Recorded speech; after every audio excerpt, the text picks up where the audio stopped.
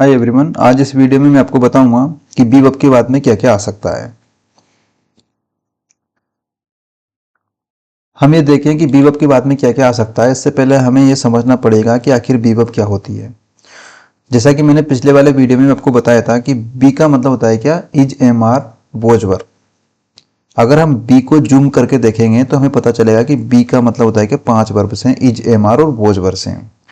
ये शुरू की जो 3 है ये प्रेजेंट टेंस में यूज की होगी आपने, और शुरू की लास्ट की जो 2 है ये आपने पास्ट टेंस में यूज की होगी। तो हम एक मतलब यह भी निकाल सकते हैं, इज एम आर का मतलब होता है क्या, फर्स्ट फॉर्म यानी कि प्रेजेंट टेंस में यूज होने वाली, और वॉज वर्ब का मतलब हो गया क्या, सेकंड फॉर्म यानी कि पास्ट टेंस में यूज होने वाली। और इसके अलावा फिर आप देखोगे कि बी के साथ साथ क्या होती है, बीइंग भी होती है और बीन भी होती है। अब ऐसा क्यों होता है? ऐसा इसलिए होता है क्योंकि बी भी क्या है, एक अपने आप में मेन वर्ब है। और आपको पता होगा कोई भी जो मेन वर्ब का काम करती है उसके 4 फॉर्म होते हैं। कौन कौन से? प्रेजेंट टेंस यानी कि first form, second form, third form and fourth form. तो हमने देखा कि बी का फर्स्ट फॉर्म तो हो गया क्या, ये इज एम आर। और अगर इज एम आर आपको यूज नहीं करना तो हम भी इसका फर्स्ट फॉर्म भी बेस फॉर्म में यूज करेंगे क्या, बी।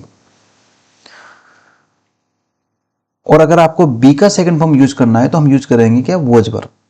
थर्ड फॉर्म यूज करेंगे तो हम यूज करेंगे क्या, बीन। और फोर्थ फॉर्म यूज करेंगे तो हम यूज करेंगे बीइंग। ये अच्छी तरीके से समझ लीजिए आप।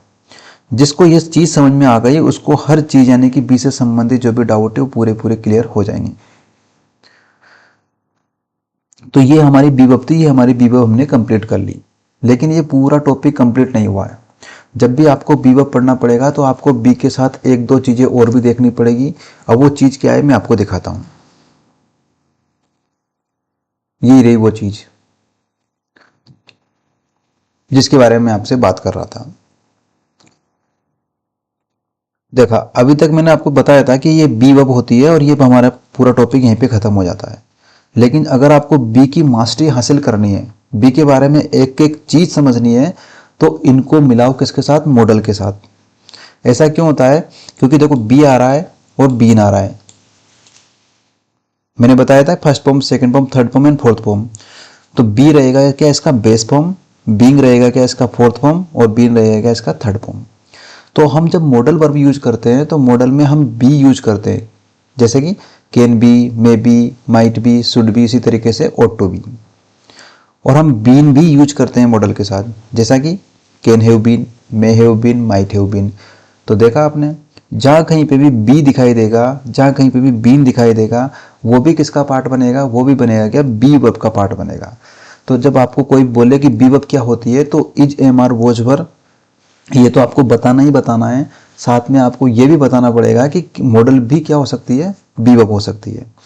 जैसे कि कैन भी अगर यूज करेंगे तो ये सिंपल, इसका मतलब हुआ है कि प्रेजेंट टेंस की बात कर रहे हैं हम। किसकी? प्रेजेंट टेंस की बात करेंगे।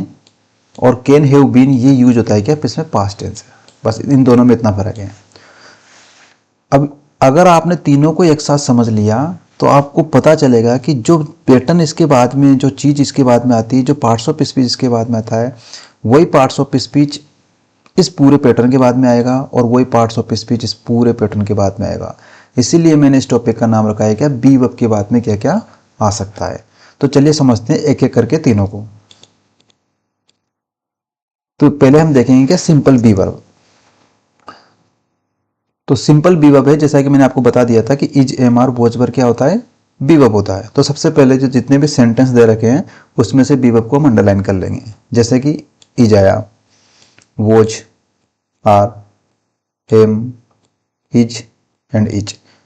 अब हमें ये देखना है कि जब हमने बी वर्ब को फाइंड आउट कर लिया तब हमें ये देखना है कि इनके बाद में क्या क्या आ रहा है। इसके बाद में क्या आ रहा है, डॉक्टर। डॉक्टर क्या हुआ, एक नाउन हुआ। इसके बाद में क्या है, आई। आई क्या हुआ, एक प्रोनाउन। इसके बाद में क्या है, हैप्पी यानी कि खुश होना, विशेषता बता रहा है यानी कि एडजेक्टिव बना। इसके बाद में क्या आ रहा है, आईएनजी वाली फॉर्म यानी कि वर्ब में आईएनजी जुड़ रहा है यानी कि फोर्थ फॉर्म। और इसके बाद में क्या है, क्लोज्ड। क्लोज का बना गया क्लोज यानी कि वर्ब की थर्ड फॉर्म आई। इसके बाद में क्या है, आउटसाइड। आउटसाइड का मतलब होता है कि जगह के बारे में, लोकेशन के बारे में। और आपको पता होगा इंग्लिश में जो लोकेशन बताते हैं उनको बोलते हैं एडवर्ब। तो हमने देखा जो सिंपल जो बी वर्ब होती है उसके बाद में क्या क्या आ सकता है, उसके बाद में ये सारी चीज़ें आ सकती है। नाउन आ सकता है, प्रोनाउन आ सकता है, एडजेक्टिव आ सकता है, वर्ब की आईएनजी वाली फॉर्म यानी कि वर्ब की फोर्थ फॉर्म आ सकती है, वर्ब की थर्ड फॉर्म आ सकती है और एडवर्ब आ सकता है। ये तो हो गया सिंपल बी वर्ब के साथ। अब हम देखेंगे मॉडल के साथ बी। तो जहां कहीं पे भी मॉडल के साथ बी दिखाई देगा उसको अंडरलाइन कर लेंगे, क्योंकि वो पूरा क्या होने वाला है, बी वर्ब होने वाला है। तो ये हो गया हमारा कैन बी, एक पूरा be verb, could be, might be, will be, must be and could be, हो गया अंडरलाइन।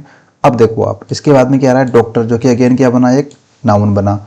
इसके बाद में क्या है, आई, जो कि क्या हुआ, एक प्रोनाउन हुआ। इसके बाद में क्या आया, हैप्पी, हैप्पी क्या है, एक एडजेक्टिव है। इसके बाद में क्या बना, आईएनजी वाली फॉर्म यानी कि स्टडिंग, जो कि वर्ब की फोर्थ फॉर्म है। इसके बाद में क्या बना, क्लोज्ड, अगेन वर्ब की थर्ड फॉर्म है। इसके बाद में क्या है, आउटसाइड, जो कि क्या है, एक एडवर्ब है। तो देखा आपने, मॉडल के साथ बी जब जुड़ता है तो वो भी बी वर्ब होता है, और इसके साथ भी वही पैटर्न फॉलो होता है जो सिंपल बी के साथ फॉलो हुआ था। जैसे कि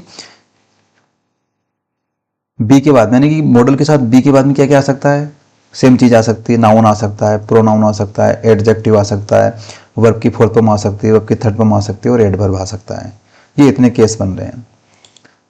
और लास्ट वाला केस हम देख लेते हैं कि मॉडल के साथ पास्ट टेंस में।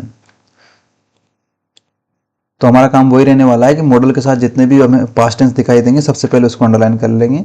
क्यों, क्योंकि वो पूरा का पूरा क्या होने वाला है, बी वर्ब होने वाला है। तो इसमें दिखाई दे रहा है कि हमें could have been, could have been, could have been, should have been, might have been, could have been, underline कर लिया क्योंकि ये पूरा का पूरा क्या है, बी वर्ब है। अब बी वर्ब है तो इसके बाद में देख लेंगे क्या, टीचर, ये गलत लिख दिया मैंने, यहाँ पर आया क्या, टीचर। तो कुड हैव बीन के बाद में क्या आ रहा है, टीचर, जो कि क्या है, एक नाउन है। कुड हैव बीन के बाद में क्या दिखाई दे रहा है हमें, आई, जो कि क्या है, एक प्रोनाउन है। कुड हैव बीन के बाद में क्या आ रहा है, हैप्पी, जो कि क्या है, एडजेक्टिव है। और कुड हैव बीन के बाद में क्या दिखाई दिया, वर्ब में आईएनजी वाला फॉर्म यानी कि fourth form. Could have been के बाद में क्या दिखाई दिया, क्लोज्ड, जो कि है वर्ब की थर्ड फॉर्म। और कुड हैव बीन के बाद में दिखाई दिया क्या, आउटसाइड, जो कि अगेन बनने वाला है एडवर्ब।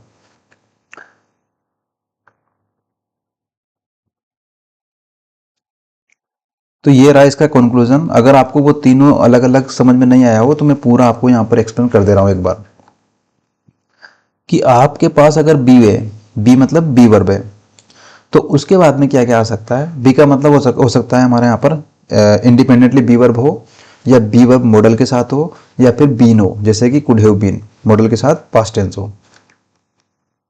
तो इसके बाद में क्या क्या आ सकता है, इसके बाद में हमने देखा था नाउन आ सकता है, प्रोनाउन आ सकता है, एडजेक्टिव आ सकता है, एडवर्ब आ सकता है, या वर्ब की आईएनजी वाली फॉर्म आ सकती है, यानी कि वर्ब की फोर्थ फॉर्म आ सकती है, या वर्ब की थर्ड फॉर्म आ सकती है। जब वर्ब की फोर्थ फॉर्म आएगी तो इन चीज़ों को, और वर्ब की थर्ड फॉर्म आएगी तो इन चीज़ों को अच्छी तरीके से समझ लीजिए आप। बी के बाद में जब कभी भी वर्ब की फोर्थ फॉर्म आएगी तो हमेशा वो प्रेजेंट पार्टिसिपल होगा, यानी कि वो कंटिन्यूस टेंस में यूज हो रहा होगा। और जब कभी वर्ब की थर्ड फॉर्म आएगी तो इसका मतलब है वो सेंटेंस यानी कि वो स्ट्रक्चर होगा हमेशा किसमें, पास्ट पार्टिसिपल होगा वो, और वो स्ट्रक्चर होगा किसमें, पैसिव वॉइस में होगा।